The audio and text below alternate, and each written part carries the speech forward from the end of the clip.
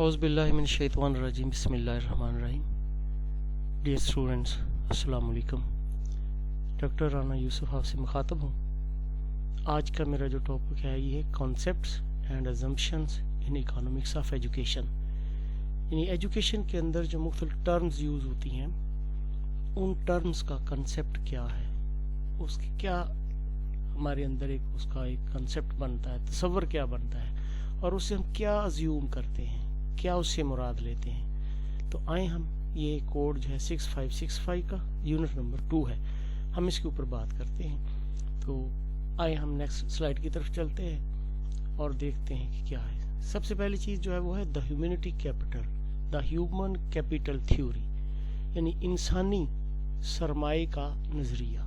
یہ انسانی سرمایہ کا نظریہ کیا ہے؟ میں پہلے تھوڑا سا بتا دوں کہ اس دنیا کے اندر ہم جتنی بھی پروڈکٹ بنا رہے ہیں یا تبدیلیاں لا رہے ہیں لوگوں کے ذہنوں کے اندر، رویوں کے اندر، معاشرے کے اندر، اور اسی طرح سے ہماری جو معاشی ضروریات پوری ہو رہی ہیں انڈسٹری کے تھرو، مختلف چیزوں سے آرگنائزیشن بنائی ہوئی ہم نے، ادارے چلا رہے ہیں، تعلیمی ادارے ہیں، صنعتی ادارے ہیں، معاشرتی ادارے ہیں. ان سب کو چلانے کے لیے انسانوں کی ضرورت پڑتی ہے. اب جتنے انسان زیادہ تعلیم یافتہ ہوں گے، اسکلڈ ہوں گے، اتنے ہی ہمارا نظام بہتر ہوگا. اسی طرح سے ملک معاشی طور پہ بھی ترقی کرتا ہے. تو اس طرح سے انسانوں کو تعلیم دینا، تربیت دینا، ان کے اوپر پیسہ خرچ کرنا اور ان کو اس قابل بنا دینا کہ ان کے اندر ایسی صلاحیتیں آ جائیں کہ وہ معاشرے کو بہتر چلا سکیں. اس صورت میں انسانوں کو بطور کیپٹل بنانا ہے، بطور سرمایہ ان کا استعمال کرنا ہے کہ وہ معاشرے میں بہتر ہوں. تو یوں سمجھے کہ انسانوں کے اوپر پیسہ خرچہ کرنا تاکہ وہ ہمیں زیادہ فائدہ دیں. آئے ہم اس کو دیکھتے ہیں. The human capital theory suggest that individuals and society drive economic benefits from investment in people. Human capital theory جو ہے یہ ہمیں یہ بتاتی ہے کہ جب ہم انسانوں کے اوپر، لوگوں کے اوپر خرچ کرتے ہیں تو وہ انفرادی طور پر بھی اور اجتماعی طور پر پورے معاشرے کو معاشی طور پہ فائدہ دیتے ہیں.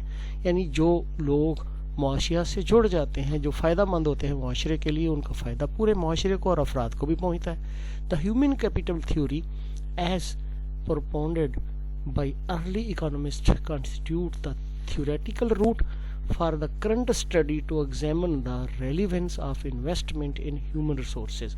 آج کے دور میں جب ہم انسانوں کے اوپر پیسہ خرچ کرتے ہیں تو اس کے اطلاق، یعنی پیسہ خرچ کرنے کا جو اثر ہے اس کو چیک کرنے کے لیے، اس کا ایگزامن کرنے کے لیے جو پرانے ماہرین تھے، جو ماہرین معاشیات تھے، جنہوں نے یہ تھیوری ڈیولپ کی، انہوں نے ہمیں ایک بنیاد فراہم کی کہ ہم اس کا اندازہ کیسے لگا سکتے ہیں کہ مجھ سے فائدہ ہو رہا ہے یا نقصان ہو رہا ہے. Human capital is the stock of habits, knowledge, social and personality attributes including creativity embodied in the ability to perform labor so as to produce economics values.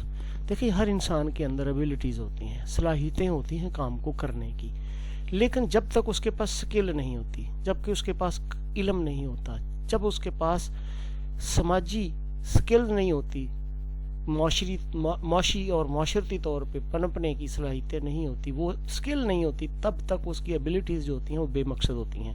اگر اس کی ایبلٹیز کے ساتھ نالج کو جوڑ دیا جائے، اسی طرح سوشل ڈیولپمنٹ کر دی جائے، اس کی پرسنالٹی ٹریٹس اس کے اندر پیدا کر دی جائیں، یعنی اس کے اندر لیڈرشپ آ جائے، اس کے اندر ویژن آ جائے، اس کے اندر ایمز آ جائیں کہ ایمز کو کیسے اچیو کرنا ہے، تو وہ پھر اپنی ایبلٹیز کا بہترین اظہار کرتا ہے جب وہ بطور ایک لیبرر یا بطور ایک آرگنائزر یا بطور ایک لیڈر کام کرتا ہے مختلف اداروں کے اندر. تو اس طرح سے انسان جو ہے وہ ایک کیپٹل کی نظریہ رکھتے ہیں. تو یوں سمجھ لیں کہ ان کی عادات، ان کی سکل، ان کا علم، ان کی سماجی جو میلانات ہیں اور ان کی شخصیت کی ٹریڈ جو ہیں وہ ساری کا سارا جب ان کا اظہار ہوتا ہے تو وہ ہیومن کیپٹل ہی ہوتا ہے جب وہ ان کا اپنا بہترین استعمال کرتے ہیں. Human capital theory is closely associated with the study of human resources management. جب ہم human resources management کرتے ہیں تو اس کے اندر capital theory جو human capital theory جو ہوتی ہے یہ بڑی اس سے closely related ہے. دیکھیے human resources کیا ہے. پوری دنیا کے اندر آج کل human resources کو اکٹھا کیا جا رہا ہے. امریکہ کے اندر جب ہمارے یہاں سے ماہرین وہاں پہ جاتے ہیں اسٹڈی کے لیے جاتے ہیں, اسپیشلائزیشن کے لیے جاتے ہیں, تو پھر واپس نہیں آتے, وہاں ایڈجسٹ ہو جاتے ہیں. اس کی وجہ یہ ہے کہ پوری دنیا جو ہے وہ اس وقت جو بڑی طاقتیں ہیں یا بڑے ممالک, صنعتی ممالک جو ہیں یا ترقی کرنے والے ممالک ہیں یا ترقی یافتہ ممالک ہیں, وہ پوری دنیا سے پوٹینشیل اکٹھا کر رہے ہیں. اب انسان جو ہے یہ بہترین ریسورسز میں آتا ہے, وہ انسان جن کے پاس کوئی اسکل ہوتی ہے, مہارت ہوتی ہے, اسپیشلائزیشن ہوتی ہے, ایکسپرٹیز ہوتی ہے, تو ان کو مینج کرنے میں ہیومن کیپیٹل تھیوری جو ہے بہت زیادہ ہمیں فائدہ دیتی ہے. کیونکہ ظاہر ہیومن ریسورسز جب ہمارے پاس ہوں گے, ہیومن کیپیٹل ہوگا, تو انہی سے ہی ہم مزید اسپیشلائزڈ پرسن جو ہے وہ پیدا کر سکتے ہیں. As found in the practice of business administration and macro economics. یہ دیکھتے ہیں کہ یہی جو افراد ہوتے ہیں باہمت, یہ ہمارے کاروبار کو, انتظامی امور کو اور اسی طرح سے میکرو اکانومکس یعنی معاشیات کے شعبوں کو چلا رہے ہیں. Human capital affects economics. ہم دیکھتے ہیں کہ ہیومن کیپٹل جو ہوتا ہے, یعنی جب لوگ پڑھے لکھے زیادہ قابل ہوتے ہیں, محنتی ہوتے ہیں, ان کے اوپر حکومت پیسہ خرچ کرتی ہے, عوام اس کے اوپر اپنا سرمایہ لگاتے ہیں اور وہ اچھے بنتے ہیں, ان کو تعلیم دیتے ہیں, تربیت دیتے ہیں, تو معاشرے کے لیے بہتر ہوتے ہیں. اب ان کے نتائج کیا ہیں؟ Human capital affects economic growth. ایک تو اس سے معاشی گروتھ بڑھتی ہے, معاشی نشوونما بڑھتی ہے. ظاہر ہے کہ جب کسی معاشرے کے اندر بیکار لوگ نہیں ہوں گے, وہ معاشرہ مفید لوگوں کا ہوگا, تو وہ وہاں پہ خوشحالی آئے گی, معاشی طور پہ بہتری آئے گی. جس طرح سے ہم جاپان لوگ کو دیکھتے ہیں, تو جاپانیز لوگ جو ہیں وہ محنت سے کبھی جی نہیں چراتے. وہاں پہ یہ تصور ہی نہیں کہ بندہ جو ہے بالکل فراغت میں رہے. وہاں تو قانون بنایا گیا ہے کہ وہ لوگوں کو مجبور کر رہے ہیں کہ آرام بھی کریں. تو اس طرح سے جب لوگوں کا کلچر ایسا بن جاتا ہے, تو وہ وہاں پہ اکانومی گروتھ آتی ہے, ترقی ہوتی ہے معاشی طور پہ. And can help to develop economy by expanding the knowledge and skills of its people. اور اس طرح سے جب لوگوں کا علم بڑھتا ہے, اسکل بڑھتی ہیں, وہ اسکل آگے پھیلتی ہیں, تو پھر وہاں پہ اکانومی بھی بڑھتی ہے, پھیلتی ہے. جب انجینئر زیادہ ہوں گے تو فیکٹریاں بھی زیادہ لگیں گی, جب ڈاکٹر زیادہ ہوں گے تو میڈیکل ہیلتھ کیئر سینٹر جو ہیں وہ بھی زیادہ بنیں گے, لوگوں کو روزگار بھی زیادہ ملے گا. The skills provide economic value since a knowledgeable workforce can lead to increase productivity. اب جو اسکل ہوتی ہیں, کسی بھی کام کو کرنے کی مہارتیں ہوتی ہیں, جو اصول و ضوابط ہوتے ہیں, وہ جب لوگوں کے پاس آ جائے, لوگوں کو دے دیا جائے, تو اس سے وہ اکانومک ویلیو میں بدل جاتی ہے, یعنی معاشی ویلیو میں بدل جاتی ہے. وہی لوگ جو ہوتے ہیں جب وہ اسکل حاصل کر لیتے ہیں, تو وہ لوگ بذات خود جو ہیں وہ سورس آف انکم بن جاتے ہیں. کیونکہ جو علم والے اور اسکلڈ پرسن جو ہوتی ہیں, جو فورس ہوتی ہے, ورک فورس, یہ جو کام کرنے والے افراد ہیں, اگر ان کے پاس نالج ہے, تو پھر وہ ان کی جو کام ہوتا ہے ان کو پروڈکٹیوٹی کی طرف جاتا ہے, وہ موثریت کی طرف جاتا ہے, پیداواریت کی طرف جاتا ہے, ملک معاشی طور پہ ترقی کرتا ہے, اور انفرادی طور پہ وہ لوگ بھی ترقی کی طرف جاتے ہیں. While human capital focuses on investment in education and health sector to increase productivity and efficiency of workforce. اب جب دیکھا گیا ہے تو دنیا کے اندر دو شعبوں کے اندر پیسہ خرچ کیا جا رہا ہے ہیومن کیپٹل پروڈیوس کرنے کے لیے. ایک ایجوکیشن ہے اور دوسرا ہیلتھ ہے. کیونکہ ایجوکیشن اور ہیلتھ کا آپس میں چولی دامن کا ساتھ ہے. جو لوگ جسمانی طور پہ صحت مند ہوتے ہیں وہ کام بھی بہتر کرتے ہیں. وہ کہا جاتا ہے کہ ساؤنڈ باڈی ہے ساؤنڈ مائنڈ. ایک اچھا جسم ہی اچھا ذہن رکھتا ہے. تو اب دو چیزوں کی طرف توجہ دی جا رہی کہ ایک تو انوائرمنٹ کو بہتر بنایا جائے, لوگوں کی صحت کو بہتر بنایا جائے, لوگ جسمانی طور پہ بہتر ہوں, بیماریوں سے دور ہوں, بیماریوں سے بچیں, اور دوسرا ان کی ایجوکیشن بہتر ہو. جب یہ دو شعبے ہوں گے تو وہ لوگ جن کو یہ دو فیسلٹیز پرووائڈ ہوں گی وہ بہت مؤثر ورک فورس بنیں گے, بہتر طور پر کام کرنے والے ہوں گے. On the other hand, human development focuses on investment in education and health sector to increase the general well-being and standard and quality of living of human capital. اب اس سے کیا ہوگا؟ جب ایجوکیشن بڑھے گی لوگوں کے رویے بھی بدلیں گے, ان کے ایٹیٹیوڈز جو ہے وہ سائنٹیفک ہو جائیں گے, ہر چیز کو وہ توہم پرستی سے نکل کر حقیقت پسندی کی طرف جائیں گے. اس طرح سے ان کا معیار زندگی اس کے اندر ایک سٹینڈرڈ آئے گا, بہتری آئے گی. اور اسی طرح سے جب ہیلتھ کیئر وہاں پہ ہیلتھ کی ان کو فیسلٹیز بھی ملیں گی تو ان کا جو معیار زندگی ہے اس کی کوالٹی بھی بہتر ہوگی, اور ان کا معیار زندگی جو سوچ کا وہ بھی بہتر ہوگا. یعنی سمجھ لے کہ ان کا انداز سوچ جو ہے وہ بھی بدل جائے گا, اور انداز زندگی جو ہے طور طریقہ جو زندگی کا وہ بھی بدل جائے گا. آگے ہم دیکھتے ہیں ways to increase human capital. یہ جو ہیومن کیپٹل ہے اس کو بڑھانے کے کیا کیا طریقے ہیں. پہلے گیٹ مور ایجوکیشن. پہلی بات یہ کہ ہیومن کیپٹل اگر ہم نے پروڈیوس کرنا ہے تو زیادہ سے زیادہ تعلیم کو پھیلانا پڑے گا. ایجوکیشن فار آل, ہر بندے کو ایجوکیشن کی طرف لانا پڑے گا. تو جتنے لوگ پڑھے لکھے ہوں گے اتنا ہی معاشرہ زیادہ بہتر ہوگا, اتنا ہی پروڈکٹیو ہوگا. دوسرا ہے آٹومیٹ یور فائنانس. اپنے فائنانس کو آٹومیٹ کر لینا, کسی پہ ڈیپینڈ نہ کرنا. آج کل ہم قرضوں کے لیے باہر بھاگتے ہیں. جب ہمارے پاس پیسہ نہیں ہوتا تو ان سے ہم سہارا لیتے ہیں, تو وہ ہماری اکانومی کو ہولڈ کرتے ہیں. وہ اس کے اوپر اپنے جو نظریات وہ تھوپتے ہیں, ان کے نظریات کو قبول کرنا پڑتا ہے. جب ایجوکیشن کے اندر وہ پیسہ انویسٹ کرتے ہیں تو ہمیں ان کی تھیوری اور ان کے نظریات کو یہاں پہ کریکلم کی صورت میں نافذ کرنا پڑتا ہے. تو اب کیپٹل اپنا بڑھانے کے لیے یہ ہے کہ آٹومیٹ یور فائنانس. ایسے لوگ باہنر افراد ہوں جو فائنانس کو کریٹ کریں, یعنی ہمیں کسی پہ بھروسہ نہ کرنا پڑے, ہمیں ماہرین کی ضرورت نہ پڑے. اللہ نے وسائل بہت دیے ہیں, جو قدرتی وسائل ان کا استعمال کر کے اور ماہرین کے ساتھ ہم اپنی پروڈکٹ بڑھائیں اور پیسہ کریٹ کریں. گیٹ مور ایکسپیرینس, اور زیادہ سے زیادہ تجربہ حاصل کریں. تجربات سے کیا مراد ہے؟ علوم سیکھیں. وہ علوم جو دنیا میں آج جو اس وقت دنیا کے اندر جو لوگ حکومت کر رہے ہیں ان کے پاس جو علوم ہے, جو دنیا کے اوپر جو انہوں نے اپنی دسترس قائم کی ہوئی ہے. آج خلا کا دور ہے, خلائی تحقیق کا دور ہے. آج ابھی تو ہم اپنی دنیا کے جو معاملات اس کو نپٹا نہیں سکے, اور وہ قومیں جو ہے وہ خلا میں پہنچ کے ہمیں کیپچر کیے ہوئے ہیں, انہوں نے ہولڈ کیا ہمارے میڈیا کے اوپر اور دیگر چیزوں کے اوپر.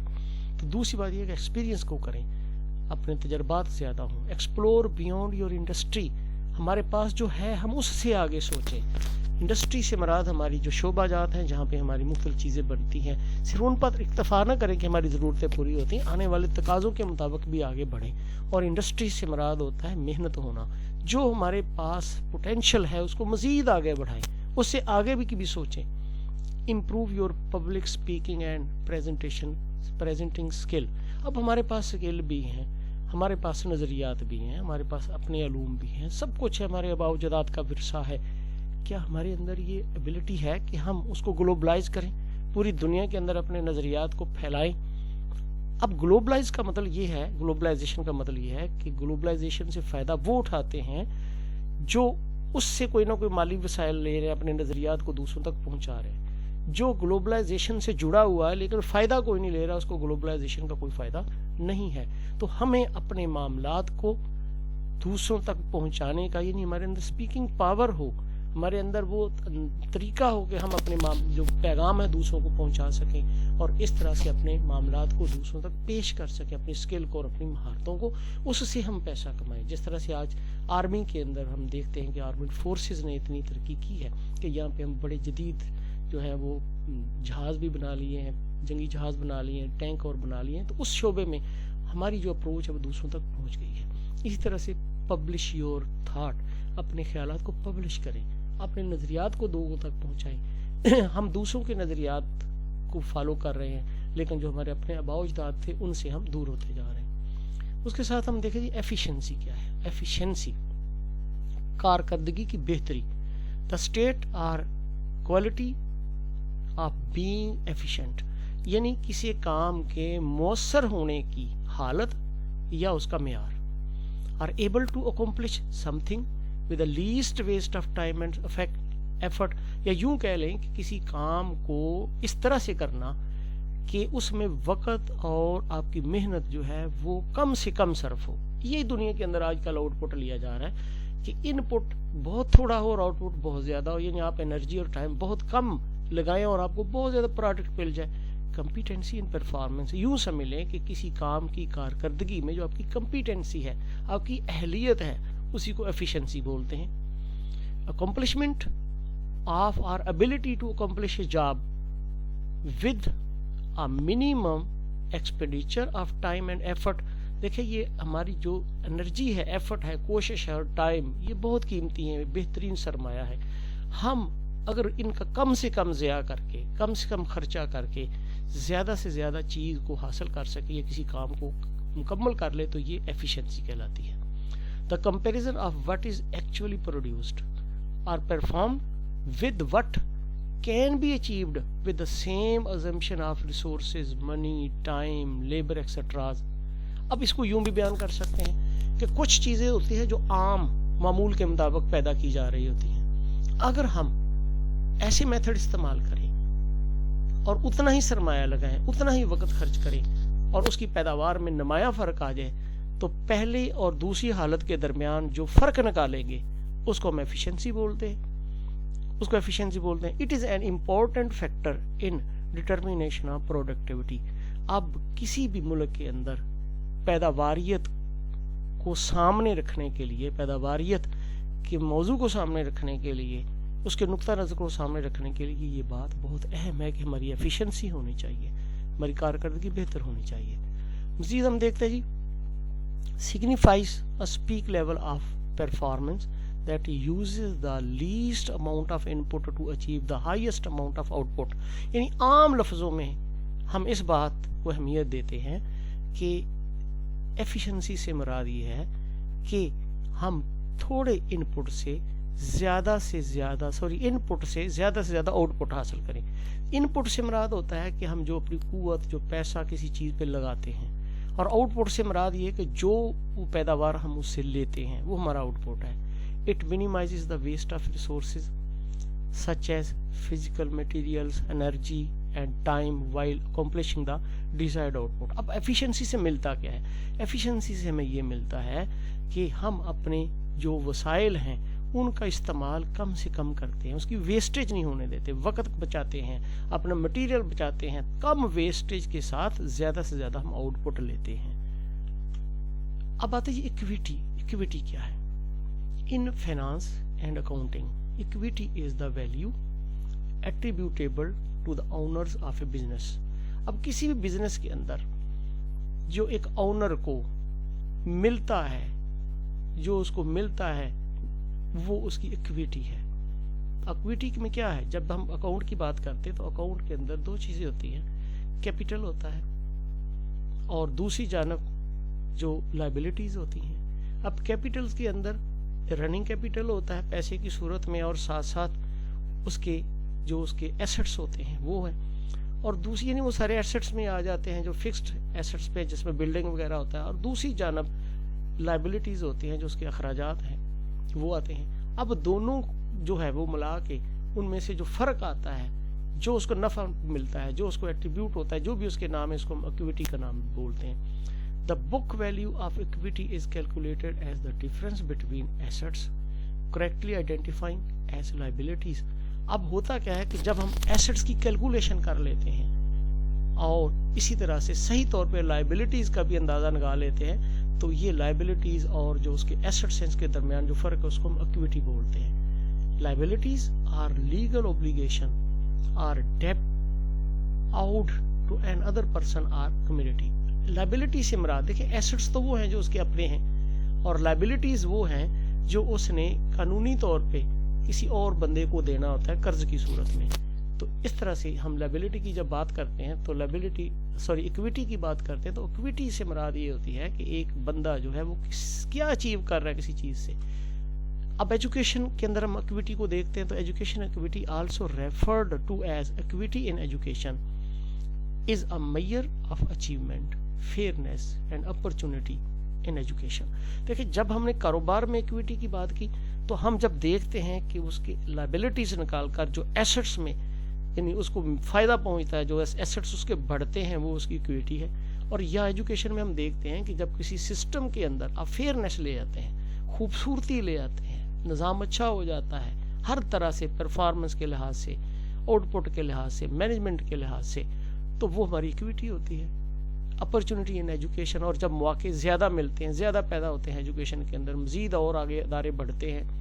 The study of education equity is often linked with the study of excellence and equity.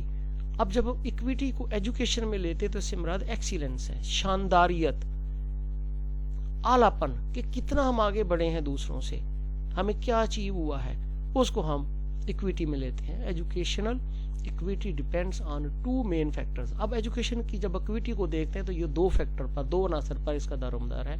The first is fairness. पहले तो देखते हैं कि उसके अंदर कितनी खूबसूरती आ गई है, निज़ाम कितना रिफाइन हो गया है, कितनी हर्डल्स कम हो चुकी हैं, कितना निज़ाम हमारा स्मूथली चल रहा है और बेहतर चल रहा है, which implies that factors specific to one's personal conditions should not interfere with the potential or of academic success। अब इसमें हम ये देखते हैं कि इससे हर एक बंदे को क्या क्या फायदा पहुंचा है, क्या क्या फायदा पहुंचा है। The second important factor is inclusion, which refers to a comprehensive standard that applies to everyone in a certain education system। और हम दूसरा ये देखते हैं कि क्या एजुकेशन से मतलब तमाम अफराद को भी फ़ायदा पहुंच रहा है।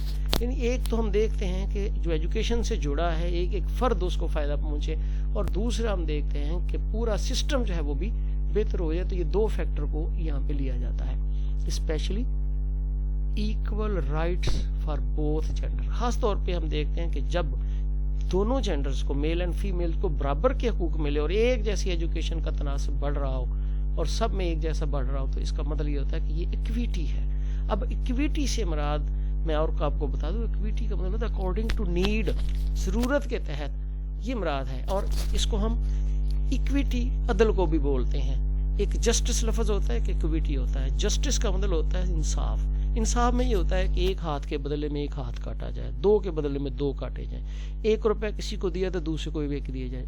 इक्विटी उससे मुख्तलिफ है, अदल है। अदल क्या है? अदल ये है कि किसी बंदे को उसकी ज़रूरत के मुताबिक दिया जाए। जिस तरह से हमारे यहाँ इस्लाम के अंदर खातून को एक भाई की निस्बत निसफ हिस्सा मिला, ये जो निसफ मिलना है ये इनजस्टिस नहीं है, बल्कि ये इक्विटी है, ये अदल है। अदल जो होता है इंसाफ से बढ़कर होता है। अब अगर हम देखते हैं बज़ाहिर ये कोई नुकसान नहीं उसके लिए, इसलिए नहीं कि एक मर्द जो है उसने अपने आगे फिर अपने बच्चों को भी खिलाना है, उसमें से अपने वालिदैन को भी उसने पालना है, लेकिन वो जो बेटी है जिस घर में जाती है इसमें से उसके हस्बैंड का कोई हिस्सा नहीं होता, ये उसका अपना होता है। और फिर उसके जो अखराजात होते हैं उसका जिम्मेदार उसका खामद है, और अगर ये काम भी करती है तो उसके खामद को शरई तौर पे कोई हक नहीं कि इससे ले। तो इसका मतलब ये होता है कि ये अदल है, इसको इक्विटी बोलते हैं। और इक्विटी का दूसरा माना अकॉर्डिंग टू नीड, किसी को ज़रूरत के मुताबिक देना। This is one of the target of United Nations sustainable development goals in recognition of importance of education equity. अब एजुकेशन इक्विटी के दरमियान क्या, एजुकेशन के अंदर अदल हो, बिला तफरीक जेंडर, बिला तफरीक नस्ल, रंग, सबको एजुकेशन मिले, ये एक गोल है, यूएनओ की मंजिल है, एक गोल तय की हुई है कि पूरी दुनिया के अंदर ऐसा होना चाहिए। आगे हम देखते हैं why is equity in education important. Education के अंदर ये अहम क्यों है? N equitable education system helps all students develop the knowledge and skills they need to be engaged and become productive members of society। इसके अंदर हर बच्चे को ये हक है, जिसे कहते हैं एजुकेशन फॉर ऑल। हर बच्चे को ये हक है कि वो इल्म हासिल करे, अपनी डेवलपमेंट करे और इसी तरह से मुल्क के तामीरी कामों में मसरूफ हो और माशरे के लिए मुफीद रुकन बने।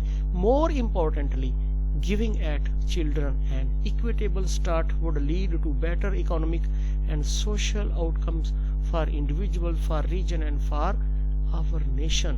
हम यूँ कह सकते हैं कि हर बच्चा जो पैदा होता है उसको एक जैसा ज़िंदगी गुजारने का आगाज़ मिले, तालीमी माहौल मिले, माशी तरक्की के दरवाजे उस पर भी उसी तरह हों, वो भी अफरादी तौर पे माशी जो फ़ायदे हैं वो हासिल कर सकें, और वो ना सिर्फ इलाकाई सतह पे हों बल्कि कौमी सतह पे हों।